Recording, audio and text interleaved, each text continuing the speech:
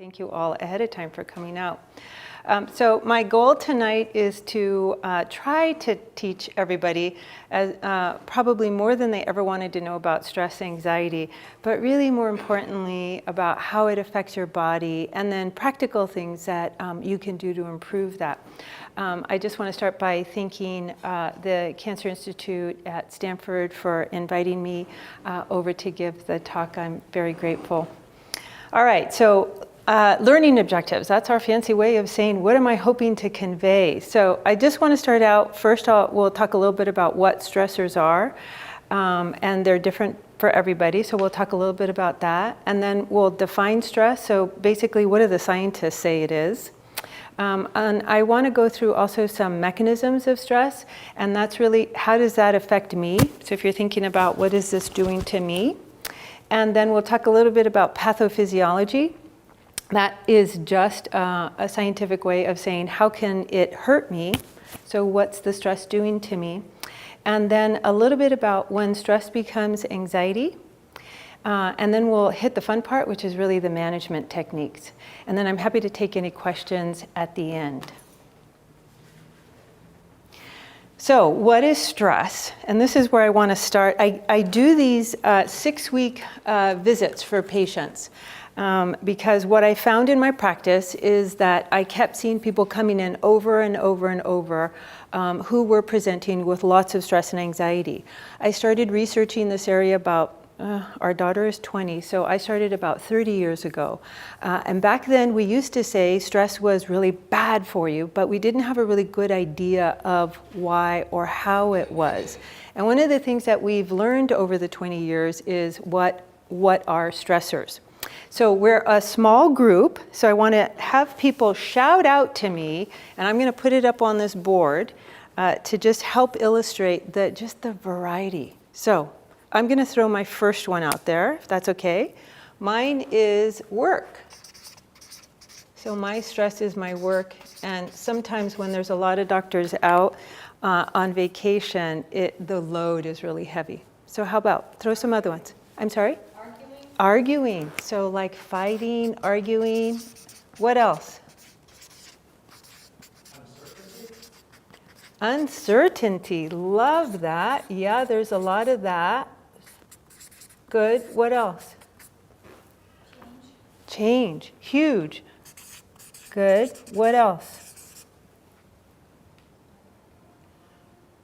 Relationships. Yes. Big one. Good. What else? Finances. Throw them out. Throw them out. Finances. Finances. Money. Okay. Relationships. What else? Illness. I'm sorry? Illness. Illness. Absolutely.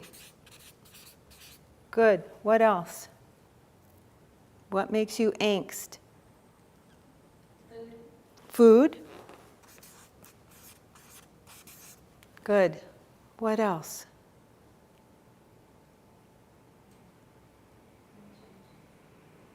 Traffic. Yes, that's always one that comes up.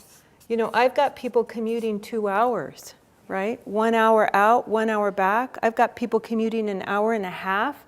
I've got people who I'm trying to do as much as I can with them going to an outside lab and calling them on the phone so they don't have to come in because they've got that terrible commute. Good. What else? Couple more. Big ones. What makes you, I'll throw a couple. Loss is a really big one. So loss is really, really big. And then, and the other one is move. So just move location, moving houses, moving jobs. So transition is another way to do that. So there's this, as we've studied this, as I said, over the years, what we have found is that there are major stressors in life that can cause a lot of problems. And those tend to be relationship, loss, work, major, move or change. I'll put these equals this, right? Move or change, and illness. 1, 2, 3, 4, 5. Those are the 5 major sources of stress in people's lives. So one of the things that I like to start out, the reason that I say that that's helpful to do that is it's different for different people. So for some people, traffic is just terrible. Being in the car is terrible.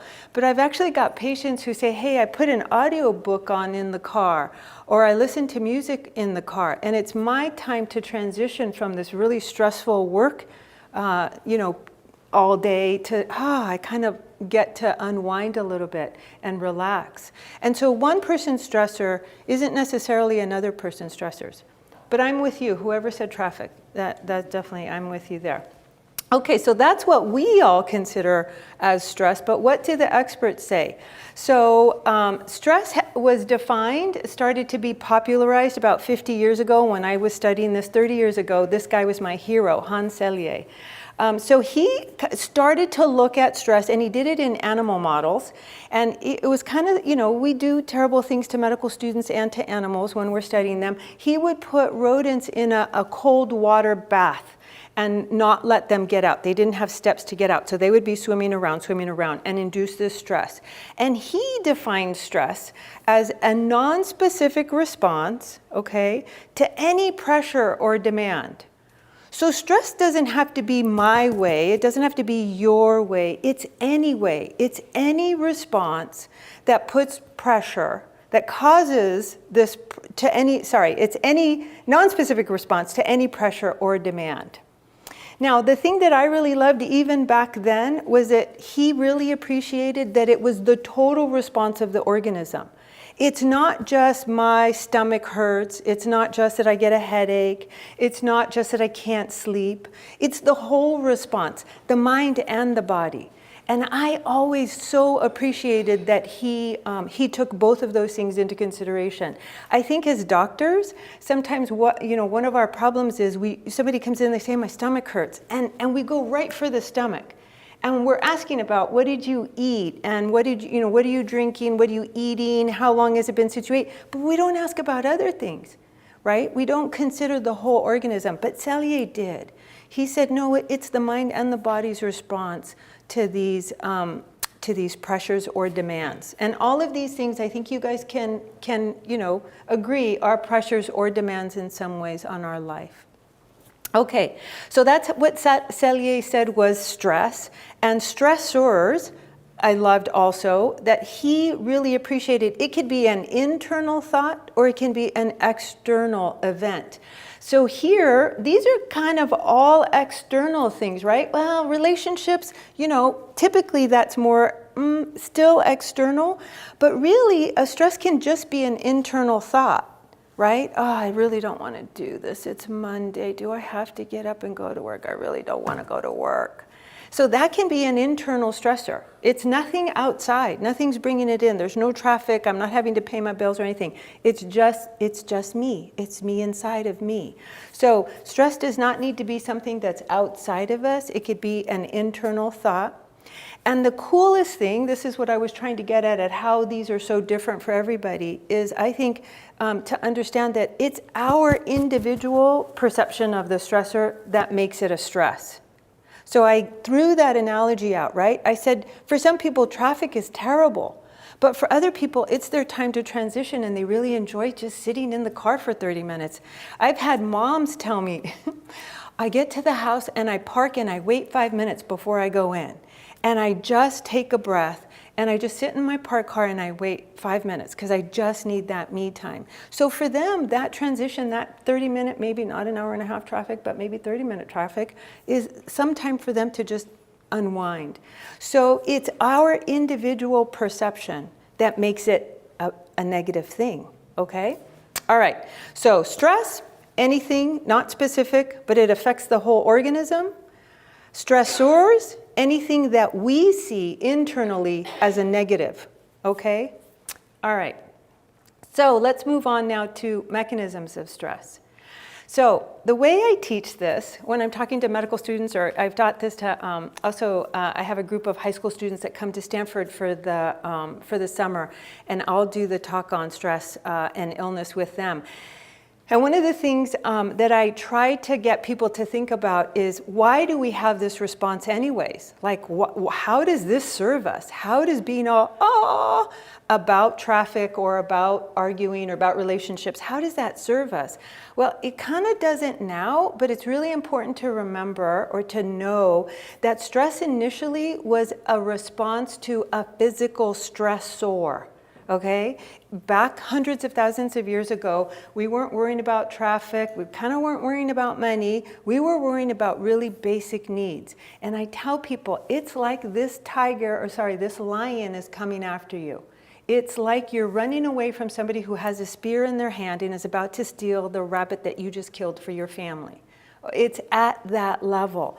So historically, stress was a physical thing. It was a physical event. It wasn't a psychological. It wasn't something that we were kind of, I don't want to go to work. It wasn't an internal. It was a very external physical response. And we needed to survive that with a physical response as well. Our body had to mount a response that could get us safely away from that lion or that person coming after us with a spear. For us women, we were birthing in fields. We were having babies out in fields or in little huts. There was no epidural. And so that was a big physical stressor, right? And we had to mount the physical response to survive that event. So if you think about it that way, lots of times I'll tell my patients, I'll say, well, why do I have a panic attack when I'm about to get on the freeway? And I'm like, well, the response isn't really about the freeway. The response really to your brain now is the same response that we had hundreds of thousands of years ago. That lion's coming after me. So it helps you to understand why you have the response.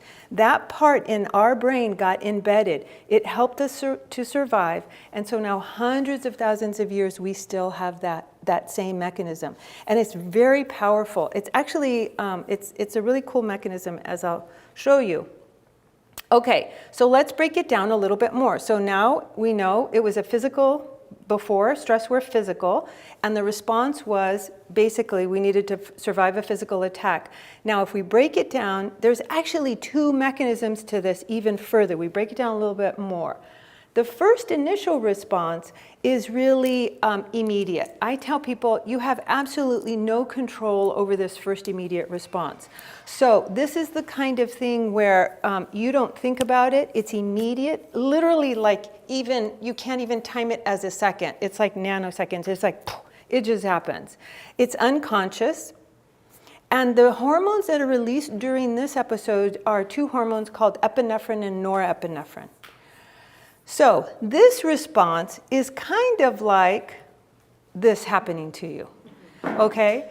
Now, this poor kid did not see this horse, or I think that's a donkey. I think that's a little burro coming in through the window, right? That looks like a little burro to me. Now, look at this poor kid. He had no time to process this whatsoever, right? I mean, that donkey came through the window and he just has this massive response. Now look really close at him and you tell me, what do you see? Let's start from the eyes. What do you see happening to his eyes? Wider, right? Okay, what's happening to his muscles in his face? Clenched, they're contracting, good. What do you think is happening to his breathing? Rapid, right, one of two. It's either rapid or he's just like, and just kind of stopped, right? So that's his breathing. What do you think is happening to his heart? It is just like going, right? Maybe 100, 110. If he's really scared, 120 beats a minute. And then what about the muscles in the rest of his body? What do you think is going on there? Tense, absolutely tense. Now, if you think about the lion analogy, okay, he activated that same mechanism that in hundreds of thousands of years ago, he was meant to run away from that physical threat, but he can't. Now he's sitting in a car, probably with the seatbelt on, and he just can't. But his physical response is still going to be the same. He's still going to secrete those same hormones, and he's still going to have the same physical response that we would have had hundreds of thousands of years ago with the lion. okay? Do you see now why it's kind of like, ooh, that's not such a good thing, right? This first immediate response is through a sympathetic nervous system. So as you'll see up on, it's pretty much what you guys nailed. So you talked about the eyes opening up, so the pupils dilate. And the reason that the pupils dilate is because you want to be able to scan and see where is the physical threat coming from? Where is the danger coming from? I need to see it. I need to plan, how am I going to get away from it? So your pupils are going to dilate so you can get more visual input. So it inhibits your salivation. That kind of goes with the stomach a little bit lower. We were not meant to be digesting food as we're running away from the lion, right? That's not a time that our stomach is going to go, hey, let's digest food. No, no, no. We need to be able to have immediate energy, but we're not going to digest food. Our salivary glands will be inhibited initially. We talked about the breathing. That's the relaxes the bronchial airways. So the airways will just, they'll just kind of relax so you can take a deeper breath so you can get more oxygen to the brain, to the heart, to the muscles. Okay, so the bronchial airways will relax. The heart rate will accelerate, so faster heartbeat. And then again, down at the stomach, that's the stomach. That middle kind of curvy thing here is the stomach. So it inhibits squeezing, peristalsis of the stomach, so we're not going to digest. And it inhibits initially some of the secretion of the digestive enzymes. So that's why some people will get like heartburn. They like, if you eat really fast, or you eat and you're really stressed, or you eat and it's a bad meeting with your boss, that's why sometimes people will have some abdominal pain. We weren't meant to be eating in those conditions. Interestingly enough, the epinephrine and the norepinephrine will cause us to make more glucose. So what does that mean? That means our body releases more of a type of a sugar, and so we have more energy. Again, what are we trying to feed? The muscles, the heart, the lungs. We're trying to run away from that lion. We need energy. And then we talked already about the secretion of the adrenaline and the noradrenaline. It inhibits bladder contraction, and so some people will have some difficulty, they won't urinate. It's interesting, some people have said to me, yeah, but I'm really nervous and I have to urinate more frequently. And I'm like, yeah, that's still, that happens a lot, but it's not generally these two hormones. And then lastly, it can stimulate orgasm. That's a different talk that I haven't been asked to do. All right, so that's the sympathetic nervous system. Okay. So I talked about, said that there were two, that's the immediate one. And the second one, interestingly, is also, this one is delayed. So whereas the other one is like instantaneous, our secondary response to a stressor is delayed. It could be minutes to hours later to weeks, unfortunately to years. My friends and I, when we were in medical school, we used to joke and say that, we were sure we were in a hypercortisol state because medical school was just so grueling. And then we got to residency and we laughed about medical school and we're like, yeah, that was nothing. So it could be delayed. It's also unconscious. It's secreted naturally. It's part of that same brain mechanism. The hormone that's released is cortisol. So what do you think this stress is like? If the first one is like that immediate one, what do you think this stress is like? Any ideas? Getting sick. Good, yeah. Getting really sick, yep. What else? Any other thoughts? Like a block over your brain, maybe. I'm sorry? Like almost like a block, you're trying to dismiss things. Yeah, actually that's a great point just in terms of response of this type of stress, for sure. But the other things are really all of this, right? So all of this are not like the lion's coming after me initially, or tends not to be kind of like, that donkey's coming through the window. These types of stressors tend to be much more prolonged, slower onset, longer onset, and so they tend to turn more of this response on. So it's more like the work, right? I love this picture because she's got a calendar on one side, she's got her laptop on the other, and then she's got a writing pad. And it makes me think sometimes of multitasking and what I'm trying to do. My daughter will say to me, do you want me to write you a to-do list, Mom? Do you want me to write you your to-do list? And I'm like, no, get out of my head. Don't do my to-do list for me. But this is a lot of us when we're trying to get a lot of stuff done, right? You're multitasking. It's something like this. right? We talked about relationships.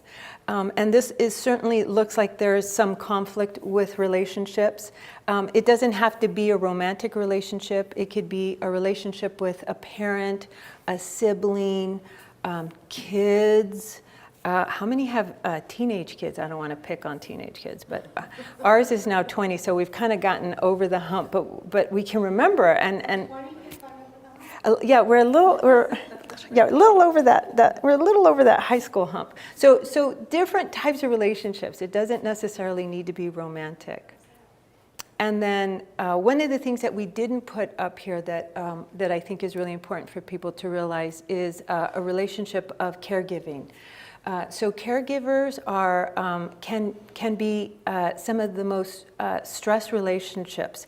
It's really difficult to be a caregiver, and it can be a caregiver of a child. It can be a caregiver of a parent, of a sibling. But it really, as we study stress, caregiving is definitely one of the most taxing.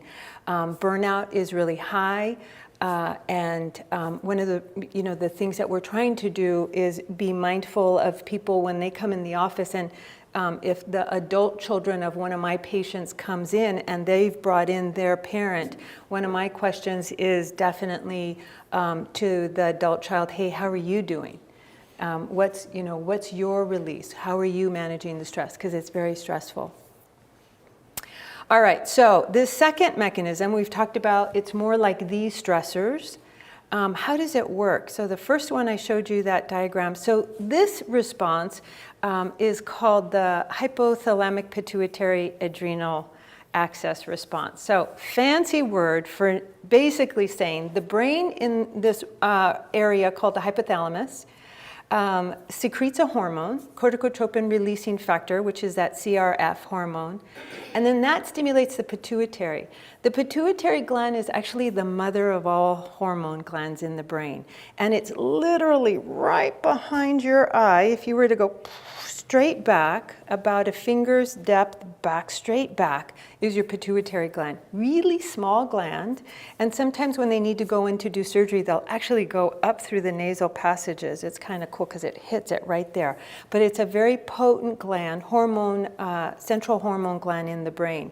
The pituitary then secretes other hormones, the adrenocorticotropin hormone, that's at ACTH. And these little guys on the side are kidneys. But it's hard to see, but if you see these little things up on top, those are the adrenal glands. And the adrenal glands is the home of cortisol.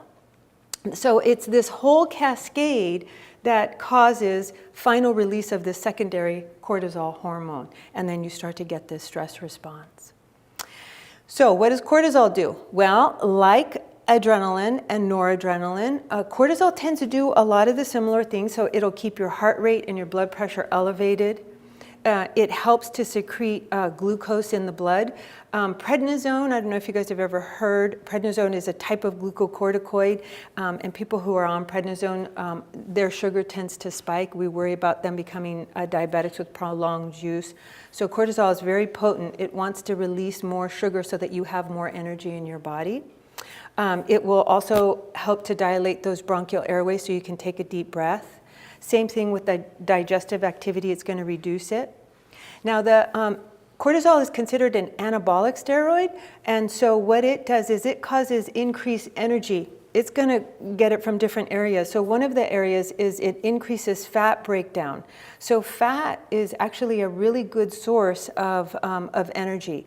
And so what cortisol will do when it's released is it will come, and if it's, its job is to produce energy, so it will cause you to break down some fat. Now the bad thing about that is, especially with prolonged cortisol use, is you also start to break down some bone. You get some increase in your bone turnover as well. Now this is my area of particular interest in that cortisol has also been shown to be related to increased inflammation. So what do I mean by inflammation?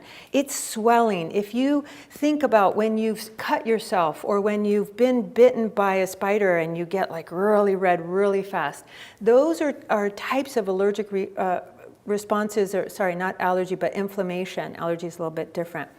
If you think, this actually makes sense. If you think about the lion, right? And you're running and you're out in the woods and you step on something, you want to be able to mount an inflammatory response, right? You want to protect yourself from infection. Now let's take this slower response. Let's say that same analogy, but now you're hunting. And you're going to go out hunting back in the day, and you're going to have to hunt for like 8 or 10 hours. And you're going to, be out there all day long. If you're out the first 2 hours and you step on something, you have to be able to mount an inflammatory response so that you can keep going. That inflammatory response is going to protect you from getting a more serious infection. And so it's going to help you initially. So initially with our stress response, we have increased inflammation, and that's good. And I'm making a point of that because we're going to talk about when good goes bad a little bit later. You also have increased arousal and focus. So whereas the first one, the epinephrine and the norepinephrine, is more like, I got to get out, and that's all you can think about, I got to get out. This one is more, okay, I have to pay attention. Some people say, who are procrastinators in the room? Who are procrastinators? Yes, yes, yes. Okay, so some of the thoughts about procrastination is that it causes this kind of a response in your body. And you're just a little bit more activated and attuned, and that helps with arousal and focus. So cortisol is the hormone that helps with that. And then it's interesting that cortisol is the one that we think is related to putting an emotion to the stress. So, oh wow, this was not a good thing. I don't want to procrastinate on this paper next year or on my next class. So that kind of a thought pattern is more cortisol. Remember that first one, it's all about fight or flight. I got to get out of there. I'm not thinking about if this is good or this is bad or how am I going to take care of this later. Not at all. All right, so the first response, again, we call it fight or flight. It's a sympathetic activation. It's release of epinephrine and norepinephrine, and it causes all those things that you think about if you think about a lion coming after you, okay? The second response is the one we just went through, the hypothalamic pituitary adrenal axis. It's a slower response. It's a glucocorticoid, releases that cortisol, helps you have some emotion about the stressor, helps you kind of think about it a little bit. So that might be why people procrastinate and feel like they get that job done really well. It's immune activating, and initially that's a good thing. And then it also causes this, we call it a metabolic response, meaning it activates the body to produce more energy. Okay? All right, so that's the mechanism. So that's stress, how stress is defined. We talked about stressors. We talked about mechanisms. There's an immediate mechanism, and then there's a slower mechanism. And then let's talk about when stress goes bad. So there's a lot of things that happen with prolonged stress. So I always tell people, one of the things with the immune system is we were never meant to be in a chronic inflammatory state, like always turned on, always turned on. So in terms of the immune system, with prolonged stress, we see lots of things go on. This first one is a decreased response to vaccines. So who gets their flu vaccine here? I know I do, or I have to wear a mask all year. Good, yeah, so a lot of people. So they did a study where I thought it was kind of cruel but funny too at the same time. They took medical students while they were in exams, and they tried to vaccinate them. While they were in exams, they tried to vaccinate them to influenza, to the flu vaccine. And they had a control group of people who were the same gender and age, so age-matched controls. And what they found is if they vaccinated the medical students during a stressful period like their exams, they mounted a significantly lower response to that flu vaccine than just normal age and gender matched controls. So that showed that when we're in a stressful time, we're not able to mount a vaccine response very well. So that's the first thing. It also decreases wound healing. Now, why is that bad? Any thoughts on that? Remember how I was talking about it? Like if you're out hunting and you get a cut on your foot, you don't want the wound healing to be delayed, right? You want to have good wound healing. So wound healing is delayed. The resistance to infection probably goes hand in hand with that wound healing, is also decreased. So you're not able to fight off infection. So not only can you not mount a good immune response to vaccines, you can't fight the infection and you can't heal. You see how that all just starts to add up to problems. Normally, our body is scanning for cancer cells, and there are certain cells that will come and kill them. But what we see in people who are in chronic stressful periods is that they have decreased ability to kill those cancer cells. So apoptosis, we call that, is reduced. So that's what's down in immune system. What about what's up? So what's up is, I talked about this already, the inflammation. And chronic inflammation, I tell my residents and my medical students this, I tell them, hopefully I won't be so much in the field in 15 years, but I tell them you will. And ultimately, I really believe that the root of all evil is going to be much more around inflammation. So cancer, rheumatological disorders, even coronary artery disease. We used to think it was just the plaque, and now we're seeing that it's the inflammation around the plaque that's really the bad thing. So inflammation, uncontrolled inflammation in the body is really bad. So we have increased inflammation and we have increased rheumatological diseases. A rheumatological disease is like rheumatoid arthritis, lupus, Sjogren's, all these types of diseases. And what's happening there is your body is actually attacking itself. So for some reason, your immune system has gone around, it's surveying, and it goes, oh, that's abnormal, that's foreign, we have to kill it. And that's an autoimmunity. You're attacking yourself. And we're seeing a lot more of that now. And we think a lot of that is due to various conditions, but certainly prolonged stress will do that. Okay, so when stress goes bad in the immune system, how about in the brain? Well, this one is really interesting. Remember how we talked about a little bit of stress for procrastinators can get them through that time, that crunch time. If you prolong that, what we have found is that prolonged stress actually decreases your concentration. So you actually like your ability to sit for an exam or to study for an exam decreases. Your memory decreases, so the amount of information that you're able to retain decreases. And then also, it's really cool. I used to, years ago, my husband and I actually did research. He did much more than I did. In the hippocampus, it's one of the brain regions where memory is very important region for memory. When we look at people, it's really interesting because there have been studies in people who have had significant stress for years. And what they find when they scan them is that that area of their brain has atrophied. It's shrunk. It's gotten smaller. So big changes in terms of brain function with chronic stress. Okay, what about your mood? So with prolonged stress, there's increase, of course, of anxiety and depression. We see that a lot. The one thing that I tell people also is PTSD is directly related to stress, right? I mean, the whole, by definition, people have experienced a traumatic event, a huge stressor, and that condition is directly attributable to a major stress. But also in terms of mood, your sleep is affected. People will have insomnia. So not only can you not fight infection, you can't heal well, you're chronically inflamed, your concentration is poor, your memory is affected, and then now comes your mood. So then your mood is affected. And then what about pain? So interestingly enough, remember how I talked about the lion and you want to get away? You're going to actually, in those first few moments, you're going to feel less pain. Has anybody ever been in a car accident and it's been a big car accident and there's glass and afterwards you go, oh wow, I've got a cut. I didn't feel that cut initially. That's that first response. You don't feel the pain. But people who are in prolonged stress, their pain perception actually increases. So I've had patients who have chronic pain who have come into me and they've said, I really want to try to get off my opiates. But their mood has really been, they've had a lot of anxiety.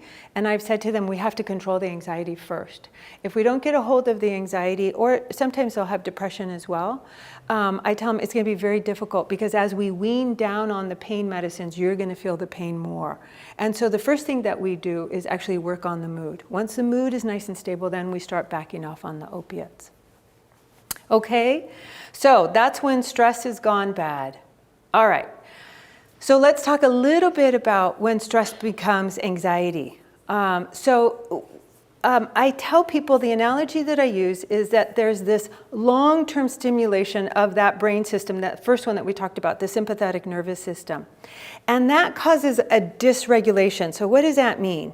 And I use this analogy. Okay, there's all these cords here, right? And they all have these plugs. Well, if for some reason this wall got knocked out, right? There's a short in that electrical system.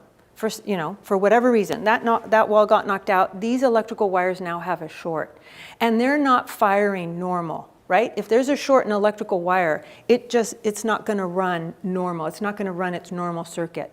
We think that that's a similar analogy of what happens with prolonged stress. We feel like there's a neural net, we say there's a neural net in the brain, there's a certain firing pattern in the brain, and when people have prolonged or intense stress, and it's probably a combination of both, that neural net, that wiring in the brain gets changed. And now, instead of coming in and plugging this and I get my computer charged, I plug it in and poof, my computer blows up because there's a short in the wall. There's a short in the wiring. So I tell people it's like that. It's like a room in your house had some structural damage to it, and now there's a short in that electrical system. So in brain terms, that neural net, it's been altered. It's not flowing the same kind of normal neural net that we have. And instead of having significant amounts of these stressors come in, now you just have the thought of the stress, and it provokes that response, like the lion's coming after me. Does that make sense? I just have the thought of getting in my car and having to drive on the freeway. And now I have a release of those hormones of the lion coming after me, like I showed in that first slide. So that electrical circuit, that neural net in our brain has been changed with prolonged stress. That's what we think is happening. There's just this change in the way our brain is firing in this system. So when we talk about anxiety, I just wanted to also make sure that we were on the same page with that. So anxiety is considered, and it's an emotion, okay? It's an emotion by feelings of worry and tension. So it's not anymore a response to these things, okay? Oh, I'm sick, I feel bad. Now it's just the feeling without the illness, okay? That's where anxiety. But if you have one of these, what do you think it's going to do to the anxiety? Up. Oh yeah, right? Because we already said there's a short in that electrical wiring. So I'm already having that hormone release. But then you add this stimuli to it, and holy cow, that hormone release is really powerful, okay? So that's anxiety, right? Feelings of worry and tension. So when do you get an anxiety disorder? So you get an anxiety disorder with chronic anxiety. So it's the chronic stressors lead to anxiety. Chronic anxiety leads to anxiety disorders. And those are chronic, and they are really characterized by intrusive thoughts. So I always ask my patients, I see a lot of patients with stress and anxiety, a lot. And I always ask them, I go, and it's funny, I never have to define this. They always know what I'm talking about. I go, are you spinning? Like, are you spinning? And they're like, oh yeah, I'm spinning. And that's that intrusive thought. It's like you just can't stop that thought. It just keeps coming. I'm worried about this, I'm worried about this, I'm worried about, you just cannot stop that thought. It's very intrusive thinking. So the intrusive thoughts, and I tell people it's worry to the point that now it's interfering with your normal life functioning. So now you can't find enjoyment. Okay, so you're not enjoying things as much as you can because you've got these intrusive thoughts, right? You can't get out of that neural net pattern. And it's not specifically related to any single event, right? That's what I said. You don't have to be getting on the car for the freeway. You just think about something and it brings it on. But then you get in the car and you go on the freeway, oh, it's going to bring it on even higher. Okay? So it's just escalating one right after the other, right after the other. So I always say in about this part of the talk that as dire as all that sounds, I just want to bring you to a happy place. because now we're going to change focus. And we talked about sort of stress, why it's good, why it's traveled with us for hundreds of thousands of years, helped us survive, what is stress, how it works, and then when stress goes bad. But now I want to talk more about what you can do to help manage your stress, and we'll spend the next half of the talk with that. So what I want you to do at this point with that beautiful slide up there is just close your eyes. Just close your eyes. And then I want you to just take some really deep breaths. And what I want you to do, in through your nose, and then out. And then just another in through your nose, and then out. And then one last in through your nose, and then out. And then when you're ready, just go ahead and open your eyes. Okay, so how many felt different from my just like talking, right? It does not take very much. So there are a lot of things that you can do to help manage the stress. This is my second favorite part of the talk, because then I get to take some deep breaths as well. When we bring people into the clinic to check their blood pressure, the nurses know we have a protocol. We have people sit. We have them take 5 nice, big, deep breaths. We have them close their eyes and not talk, not say anything, and then we check their blood pressure. Because we know that really that's the beginning of getting yourself out of that neural loop and just, okay, letting the relaxing hormones take place. So let's talk about what can we do. All right, so the first thing I want to talk about is exercise. So exercise is really important. I normally will start here with people. Exercise is particularly helpful if you are very anxious. So if you're finding that your anxiety level is really high, you want to start with exercise. So why do I say that? You're moving. You're kind of feeling like I'm doing something with that extra energy. It's kind of like a release. But the nice part about it is if you exercise, you start to, I tell people, you're releasing happy hormones. And the happy hormones are called endorphins. And my family will attest to my love of my endorphins because I will be really tired and I'll, yes, even be a little grouchy, but oh my goodness, after I go exercise, I just feel so good. And it's because if you do it over time and you're consistent about your exercise, your endorphin release with your exercise gets to be much more predictable. It's like boom, boom, boom. And at first it's going to take you a little while. It's not going to be that first time you work out, might not even be that third time that you work out. But slowly you're going to start releasing more endorphins, more endorphins, more endorphins. And that part of the system that the endorphins activate, the nervous system, is actually the relaxing part. It's called the parasympathetic nervous system. I use the analogy, who celebrates Thanksgiving? Okay. Do you know how you feel after you've had a really good Thanksgiving dinner? And you're just like, oh, you're just sitting there and you're full and you're nice and relaxed and you want more, but you're like, I'm gonna eat in another 2 hours. And life is really good. That's kind of like an endorphin feeling after exercise. You are just so relaxed. So the hormones that are released when you exercise counter the activating hormones that we talked about, the epinephrine, the norepinephrine, and even the cortisol. So how much do you need to do? I tell people as much as possible. So I tell people start, if you've not exercised at all, you don't have to go to the gym. You just have to put on a pair of tennies and just go outside and walk. If you start, you want to just start 20 to 30 minutes 3 times a week. So try for every other day. And you really have to start at 20, and build up after a couple of weeks to 30 minutes. And start at 3 times a week, but really what you want to do is hit it to 4 times a week. The recommendations, the national recommendations are to exercise 30 to 40 minutes on most days of the week, meaning 5. But we're really busy and I find that that's really hard for people. So I always tell them, just start with 30 minutes, 20 to 30 minutes 3 times a week. Now here's the other good news about that. You can actually break that up. So you could do 15 minutes at lunch If you have stairs, like, I took the elevator. I was looking for the stairwell, but I couldn't find it, so I jumped on the elevator. But if you have stairs, you just walk up and down the stairs for 15 minutes at lunchtime. And then before you get in your car, you walk up and down those stairs again for another 15 minutes. And boom, there's your half an hour. Okay, it counts. You can break it up like that into increments.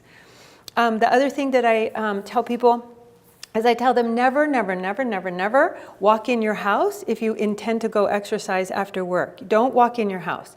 You pack your bag, you change before you leave work. If you want to park your car in front of your house, that's fine, but do not walk into the house. Because what happens, tell me, what happens when you walk in your house? You sit down, it's a done deal. I don't sit down. I go straight to the kitchen. So I'm like fixing dinner. Okay, what are we going to eat? And I'm getting everything out. And, I'm just, but it won't happen, right? It won't happen. So I tell people, try to plan ahead for your exercise. Think about what days are going to work for you. Think about if you're a morning person. Or an afternoon. My husband and I years ago lived in Berkeley, and I would get up with him at about 5:15 in the morning, and we would ride up the hill to the campus, and we would exercise, and then he would shower and go to the lab from there, and then I would ride my bike down, go home, shower, change, jump on BART to come into the city. And I can't tell you how painful that was. It was so painful. But it felt really good on the way home. Right? It never felt good to me getting out of my nice warm bed to ride the bike in the dark up the hill. But boy, did I feel good on the ride home, and actually really set the rest of the day. If you exercise in the evening, it's super wonderful because you'll also sleep well. But I tell people, if you exercise around 8, 7, let's say 7, and you're exercising for an hour, you actually are going to get a little bit extra energy. So if you want to go to bed at 9 or 10, you might not be able to. So just be mindful about what time works for you for exercise. But number one thing to do is start to exercise. Okay, the next thing is you have to reduce your stimulants.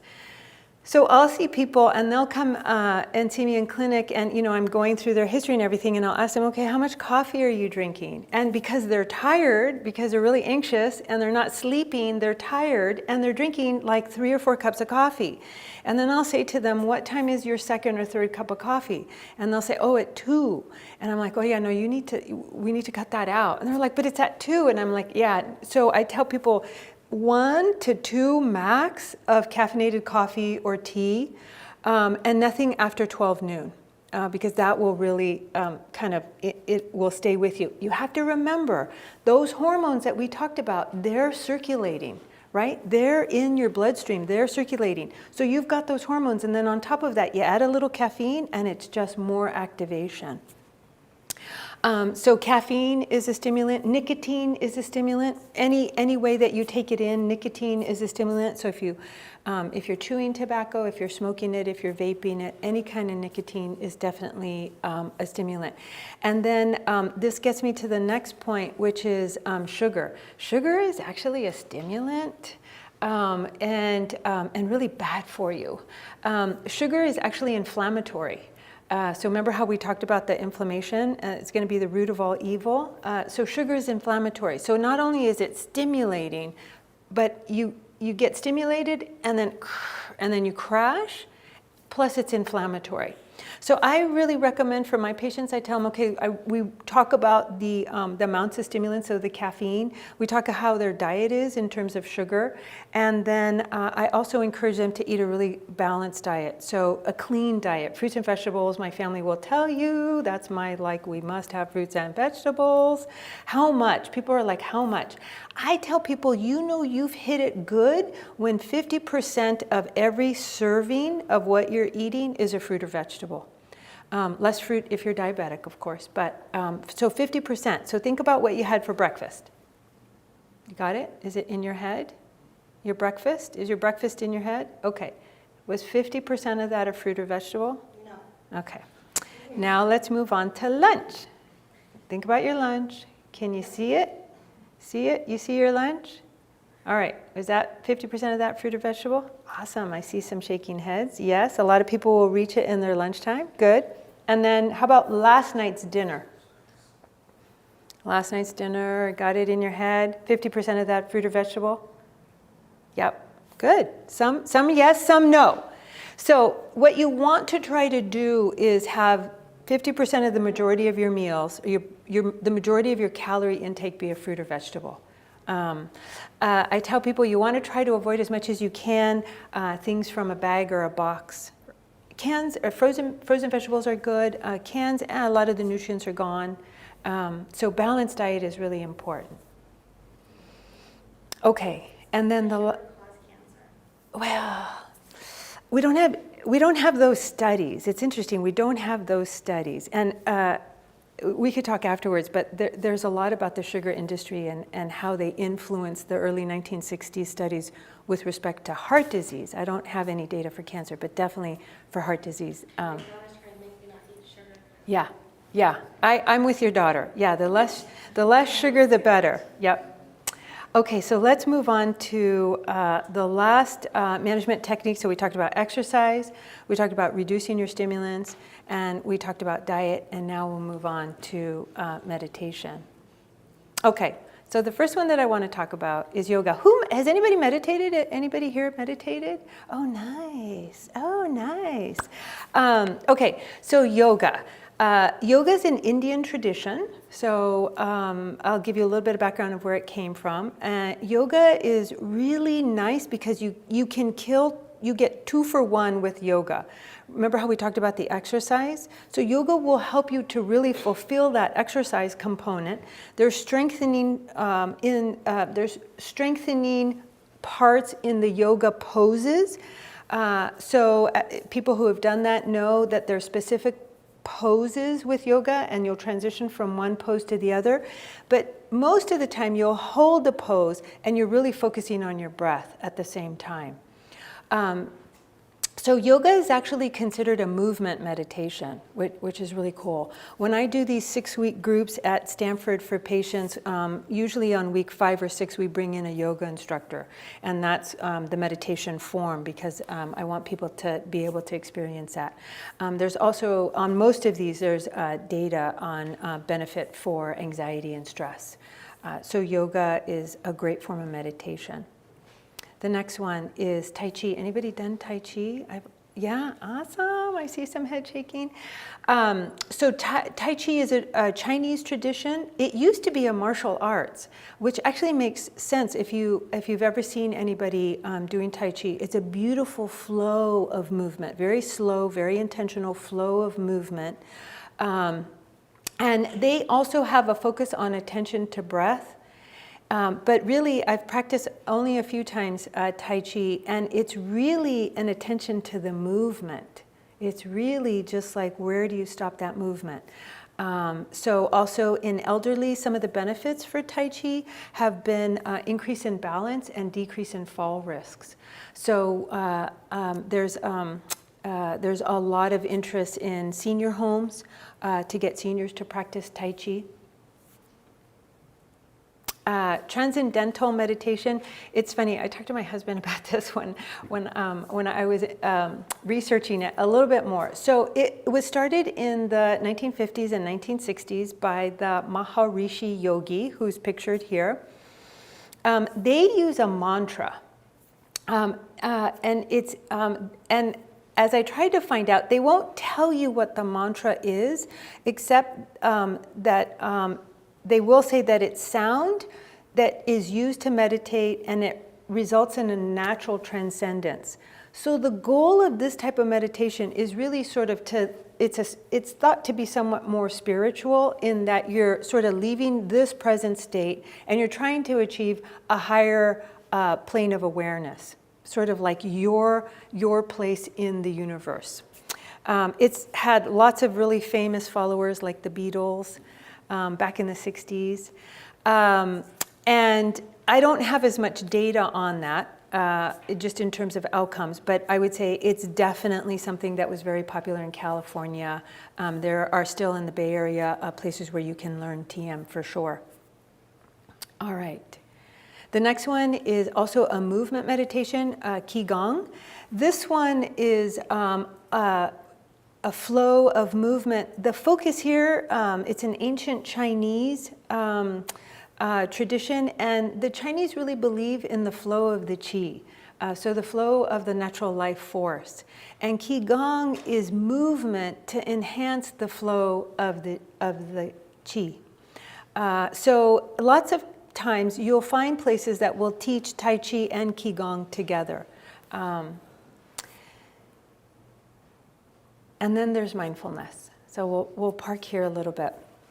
Mindfulness is a little bit different from some of these other meditation forms in that it's actually focusing your attention. And I put it on, that's the bottom point, but I really should have put it at the top point. And it's interesting because when I was researching the transcendental meditation, they clearly said they are not mindfulness. Their meditation is not mindfulness because it's not attention focused. There should be no effort. You're just in TM doing the mantra, and that's what gets you to the higher plane. But mindfulness, it's really trying to focus your attention. A lot of people think that meditation is the absence of thought, and it's not. Meditation is really the narrowing of thought, okay? So instead of having all these neural nets firing and they're just going and going and going, remember that short, that electrical short in the wall that I talked about? That neural network is just firing, firing, firing. What meditation and certainly and mindfulness has one of them, they just try to narrow your thought pattern down and slow it down just to help regulate it a little bit. So it's some of the big points here.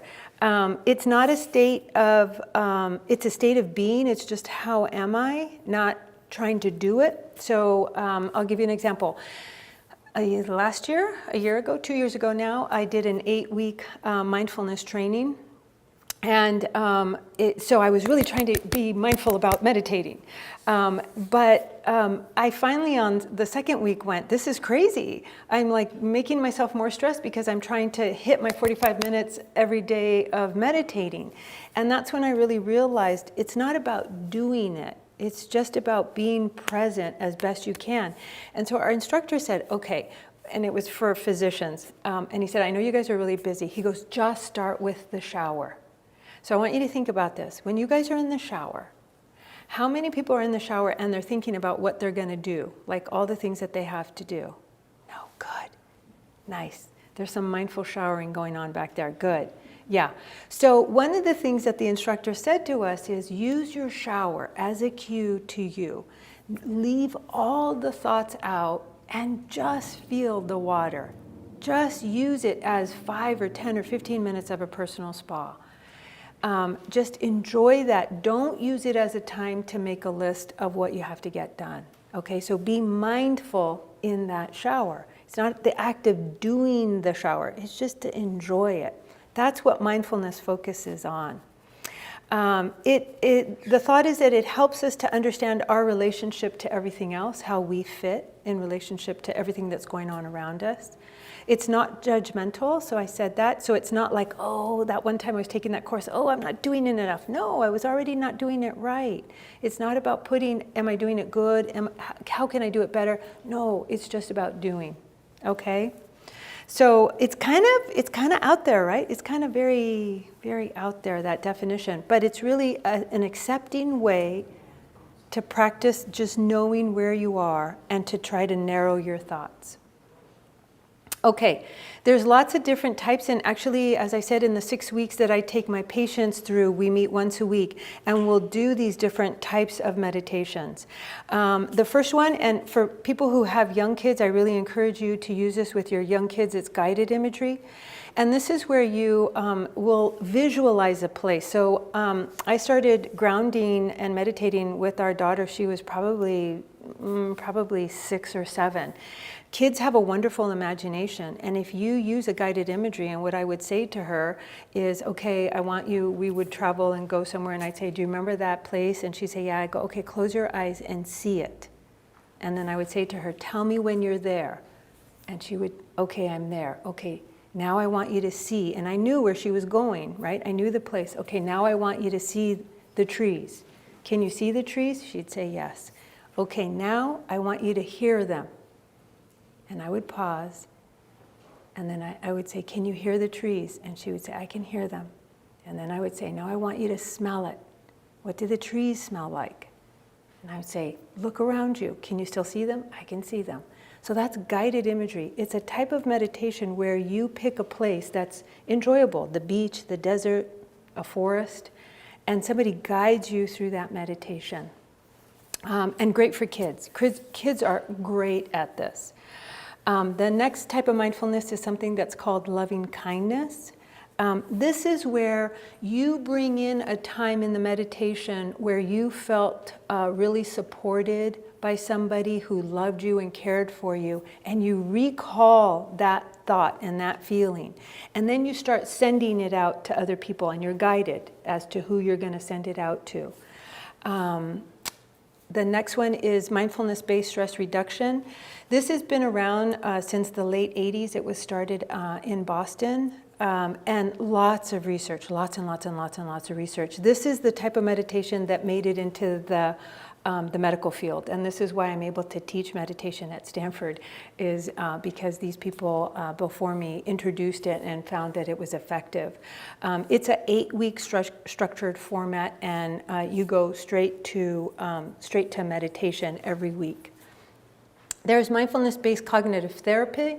There are therapists now that are using mindfulness as a way to get people much more focused on a session and to bring up events. And then the last kind that I want to mention is self-compassion. So self-compassion is usually a meditation that I will save for like the 6th week, literally like the last week. It's a hard type of meditation, because the first thing that you have to do is you have to bring in a time that you didn't feel adequate, a time that you felt hurt or vulnerable, kind of like a time where something wasn't going well. And they're not pleasant feelings like the loving kindness. So first you have to bring in this sort of difficult time. And then what you have to do is remember like somebody coming and soothing you through that time. And that feeling of being soothed and comforted is the meditation. So I find that when I've done this, I've had, and we're in a conference room when we do this, and I'll have people sit or stand as they meditate, and some people lay down. I've had, when we end the meditation, had people open their eyes and, they're like, wow, they're not sobbing, but they had tears. So it can be really powerful. So I save that for the end. All right. So what are the benefits? I wish, and it's funny because my husband and I, he'll send me articles about, there's a lot of research going on. I would say that what I've tried to put here is some of the more robust studies. There's a lot of, there are some studies in the Western literature, i.e. the United States, saying, oh, this doesn't work, and why are we spending money, and blah, blah, blah. And I think that a lot of that has to do with the fact that we're not doing really good studies around mindfulness and meditation. So UCSF, my alma mater, is doing some really good studies, and we actually have a group in the pediatric department, pediatric psychiatry, who's doing some really cool studies in the East Palo Alto school district with kids, and they're showing some good results. So it's not just here. Boston, there's good studies in Boston. So the ones that I would say we can park on and be pretty sure are is that meditation for sure, and multiple different modalities of meditation have shown a benefit in mood and mood regulation. So when we do clinical scores of anxiety and depression, those have gone down for people who meditate. And it's really cool. You just need to participate in like one of these programs for 4 weeks. There's a dose response curve, meaning it's just like taking a medicine. If I give you 10 milligrams, you get a little bit of an effect. If I give you 20 milligrams, you get a higher effect. If I give you 30, it's even higher. It's the same thing with meditation. And we have always said when there's a dose response curve that there's a physiological effect. It's a real effect. And meditation has a dose response curve in terms of outcomes. It increases life satisfaction and vitality. There's actually a formal score of quality of life. It's really linked to health outcomes. It's a very powerful study, and it's really difficult to budge. Really, really difficult. But meditation studies are finding that they can significantly impact quality of life scores, which is cool, because that means potentially there'll be benefits to health. I talked already about the depression and anxiety. And remember how I talked about thinking? Sometimes when you you get into anxiety, it's not just one of these things. It could just be thinking, right? There's less, people who meditate have less rumination and general negative feelings. So their thought pattern is much more positive. So part of what we're thinking is that the meditation causes a change in the neural net. Just like the wall analogy, the short circuit analogy, the meditation is sort of fixing that wall, okay, and fixing the electrical circuitry. Remember how I talked about the hippocampal atrophy? They're shrinking in parts of the memory parts of the brain. Meditation, for long-time meditators, these are people who were meditating for 20 or 30 years. They actually had increased cortical matter in those same hippocampal areas that we saw decreases in people that had been chronically stressed. So they have denser brain regions. Remember how I talked about the immune system going down with chronic stress? We're actually seeing increased immune response in people who regularly meditate, and we're seeing a decrease in inflammatory markers. Remember how I talked about inflammation and how the chronic stress will lead to inflammation? The meditation will counter that. It results in decreased inflammation. And then this is why I personally think that 20 years ago, when we were starting to study this and say, wow, and stress is really bad for you. People are dying sooner, they get more cancer, they're more sick, but we'd say, oh yeah, but it's just stress. And I kept thinking, but why, but why, but why?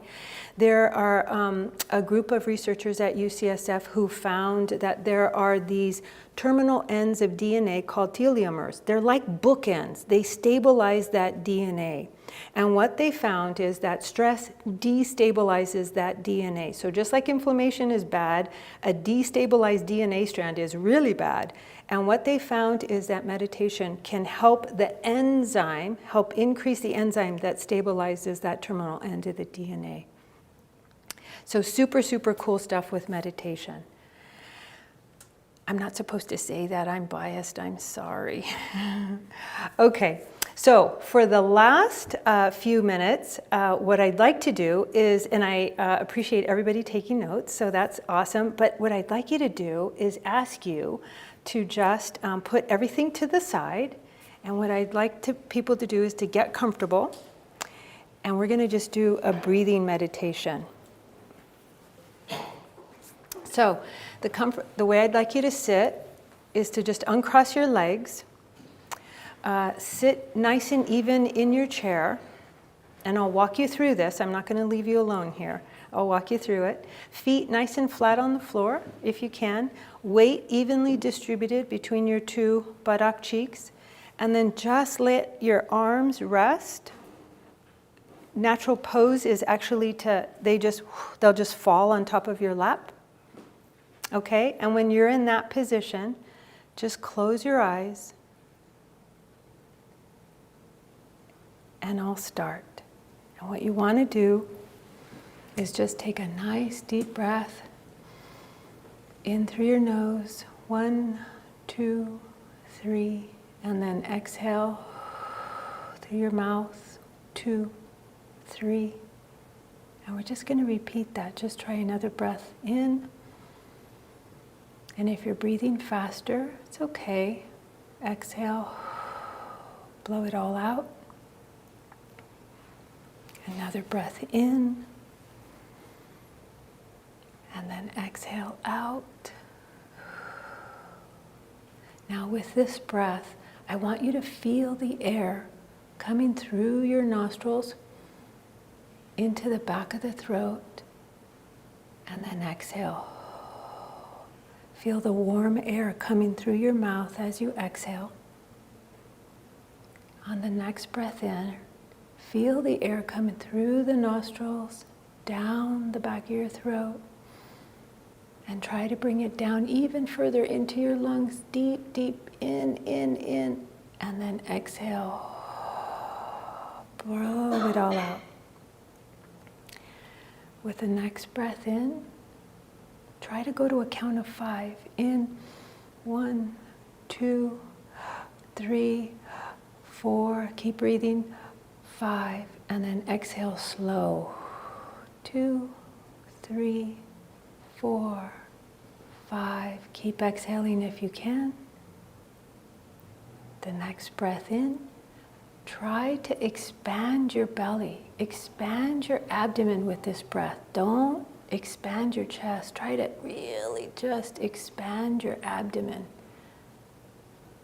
Just really let the abdomen expand, and then shrink the abdomen. Just really bring your belly button as close as you can to your spine. You can even on the next breath put your hand on your belly and just feel your abdomen expand with that breath, and then contract into the spine with the exhalation. Next breath, see if you can expand your hand even further, and then contract. Bring your hand as close as you can in. It should make it all the way in, all the way. Keep blowing, keep blowing.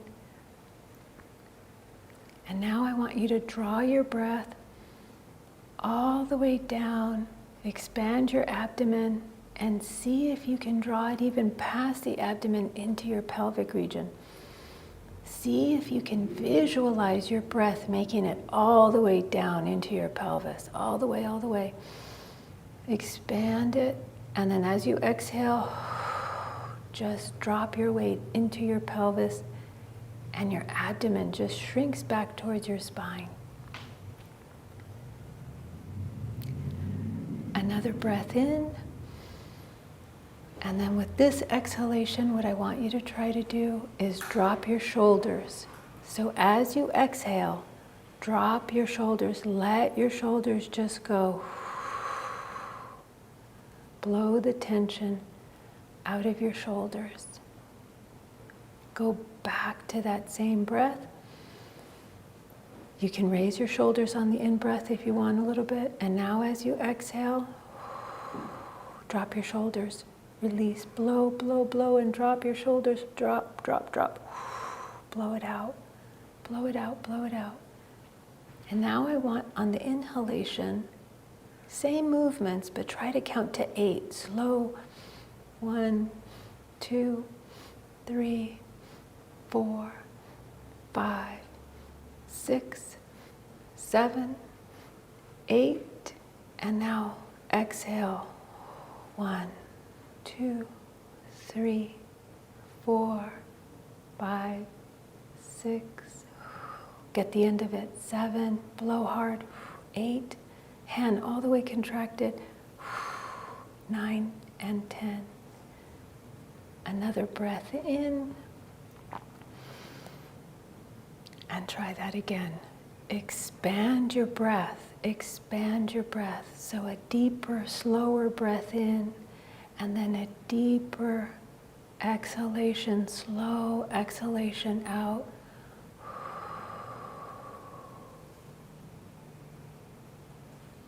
And now with this next breath, see yourself draw a color in.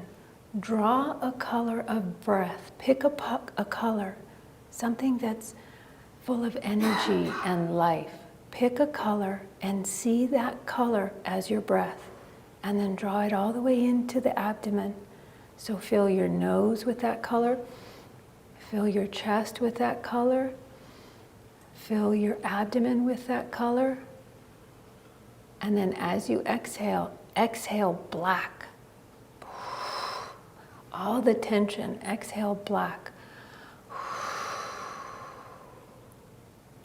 Now with this next breath, draw that same color that you've picked, draw it into you through the nose, through the chest wall,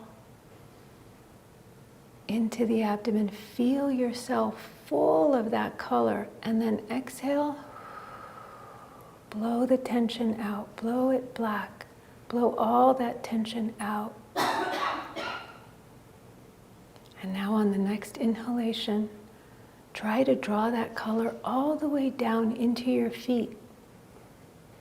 Draw it in through your nose, in through your chest wall, in through the abdomen, and try all the way down into the feet. Can you feel that? See that? See your toes glisten with your color, and as you exhale, there's only a little bit of tension now. Blow, At the end of the breath, you're going to see your color come out. You see it. Make yourself see your color of light come out. Blow, blow. See that color come out.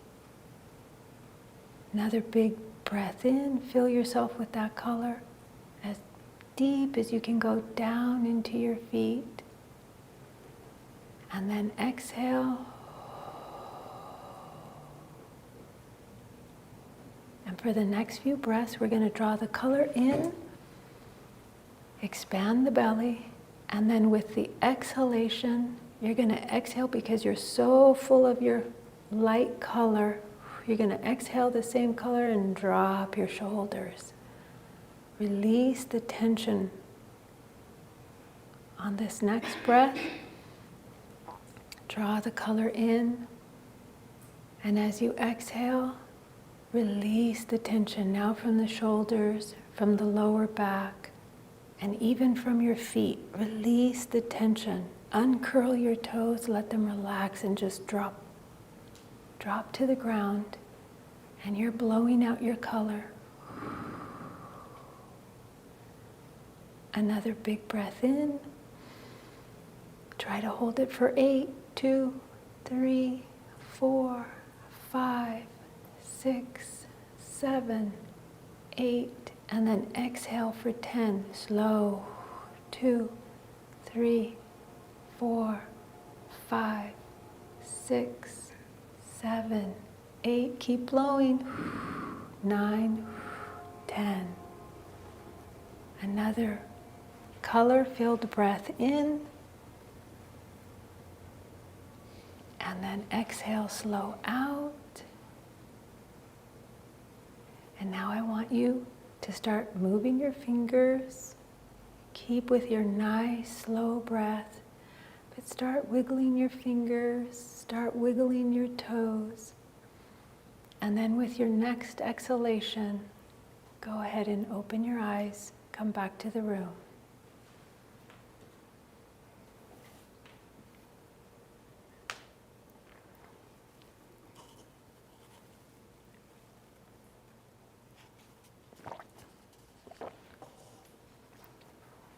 All right, so how long did people think we meditated for? What do you think? 5 minutes, 20 minutes? 20? 5? 5? Okay.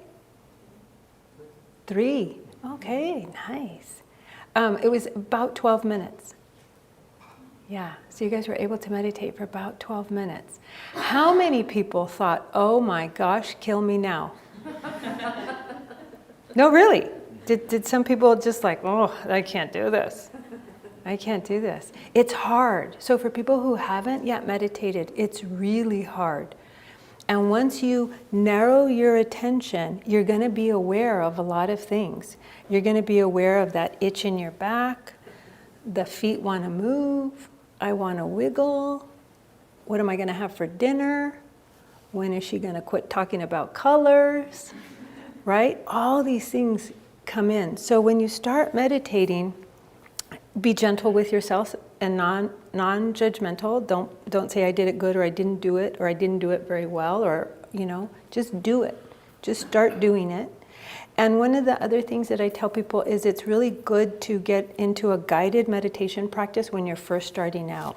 So when I'm not there right now, my life, I'm not there, but when I'm in a good meditative state, I will turn on a timer with a gong, and it's just quiet for 40 minutes.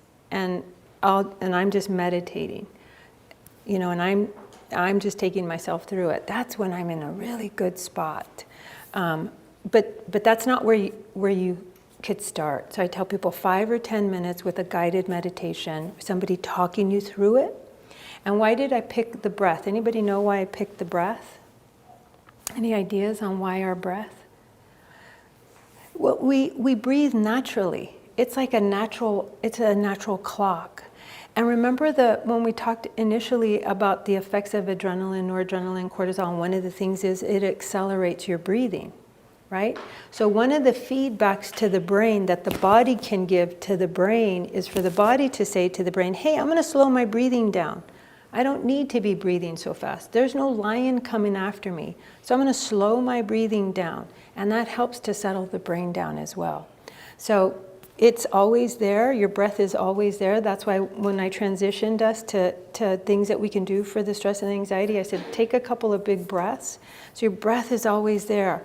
I try to talk to people about good places to go. I've had people tell me that they are able to take 10 minutes in their supply room closet at work because nobody will go in there for 10 minutes. And they go in there, they close the door, they sit down, and they just will do a 10-minute meditation. It could be your shower, right? Oh, my showers are amazing because I'm just enjoying the shower, not thinking about what I'm going to do, nothing. So it can be those kinds of things, but be gentle with yourself and start slow.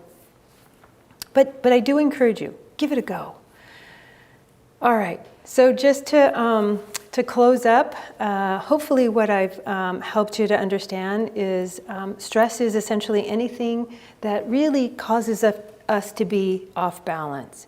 Anything that causes this internal dysregulation that we say, both in the mind, right, because our neural nets are firing wrong, but also in our body. The hormones release, the immune system gets activated, inflammation, the heart rate, our thoughts, all of those things.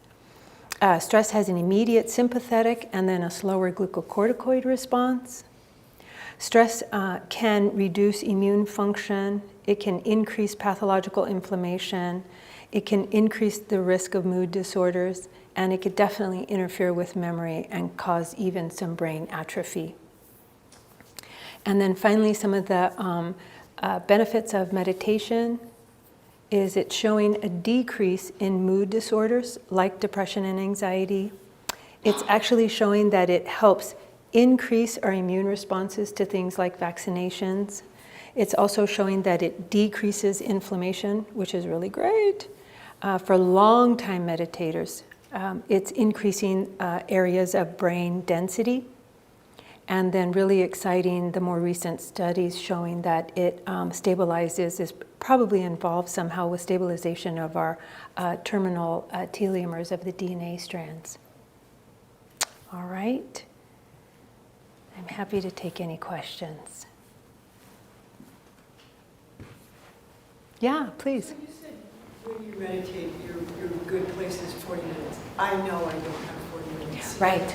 Is 5 a day? Absolutely. So we've looked at this, right? And people say, what's the right amount of time? And I tell people, really, there is no really right amount of time. It's more about consistency. But I will say this also. The more regular you meditate, the easier it is to get into your meditative state. So, I tend to be one of those doer type people. Like yeah. I ride my bike and I think about Yeah. my breathing. Yes. That is far easier for me to do than sit. yeah, then for you, things like Tai Chi and yoga and Qigong, those are awesome meditations, right? And really just focus on the movement and your breathing through those movements. Oh yeah, for sure. I had a colleague who was with me, and then she left. She's now at UCSF. She could not sit still, and so she actually rocked. So we would meditate, and she would stand, and she rocked. And her things, there's actually walking meditations too. It's really slow and I found it really hard to do, but there's a lot of difference. So I would say you would want to definitely start there. And then just as you go over time, you're going to notice it's going to be a little bit easier to settle into a meditative state, just a calmer state, right? Just a more focused attention. But I would definitely say start with a movement meditation. Yeah. Anybody else? Okay, the last thing I'll say that I've had people ask me about resources. I was hoping that we had copies of this, but I guess we don't. Maybe I'm not sure. Maybe I could send this over to the library. Yeah. I wanted to just point out a couple. People often will ask me just about sources. in the Bay Area. There's a couple that I wanted to point out. I talked about the mindfulness groups that I do at Stanford. I have a colleague who does a mind-body 8-week. You do have to be a registered Stanford patient, so that kind of is a little bit difficult there. But the one that I want people to really take a look at is the Insight Meditation Center. You see that one right there? It's in Redwood City. I love them. They're free. They're a nonprofit. They're free, and they have classes in Spanish as well. So they're really community-based. They're right off, like just a little north of here, actually. Yeah, right off of El Camino, right behind Sequoia, right behind the high school. So they have meditation classes. So if you want to like start to learn to meditate, they're a really good resource. And again, they're free, and they have Spanish classes, which is really difficult to find in other languages.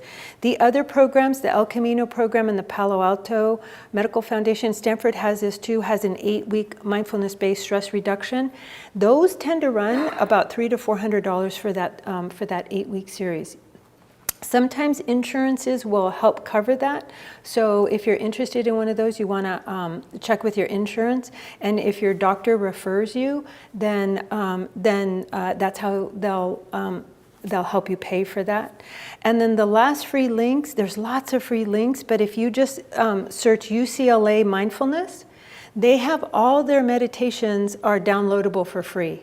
So UCLA and UC San Diego have mindfulness institutes, and their meditations are online. And that's where you could get a 5-minute meditation there. The other thing is you can YouTube yoga. You can YouTube yoga meditations. There's I've looked at several. You can totally YouTube yoga, and that's also for free. But I would say if you want an audio, if you want a guided, and they're different ones. They're body scan, they're loving kindness. You know, the ones that I had listed, the guided imagery. There's a variety on the UCLA and the UC San Diego mindfulness. If anybody's interested in books, I would really recommend this last one, The Full Catastrophic Living. Jon Kabat-Zinn is the person who introduced mindfulness that I was talking about into the medical community in Boston. It's a thick book. You can find it like used because there's so many versions, but it really does good summary of what we've talked about in the last hour and a half of stress, and talks about the different mindfulness techniques. There's exercises in there. It essentially is that 8-week course in a book. Okay, well, thank you.